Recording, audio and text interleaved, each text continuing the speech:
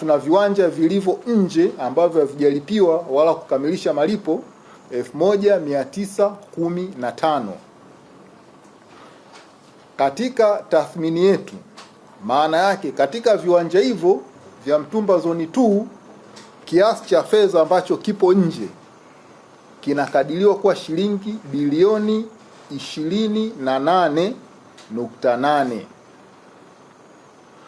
Katika eneo la Mtumba Zone 3 idadi ya viwanja ni 2594 na kiasi cha fedha ambacho kinakadiriwa kuwa nje ambacho hakijalipwa ni takriban shilingi bilioni 20.6. Lakini eneo la Kikombo pale tuna viwanja takribani 2051 ambavyo vikilipiwa vyote pasipokuwa na deni pale Kikombo tunatarajia kukusanya shilingi bilioni 5.9. Kwa idadi hiyo utaona kwamba tuna takriban shilingi bilioni 55 kama .4 hivi.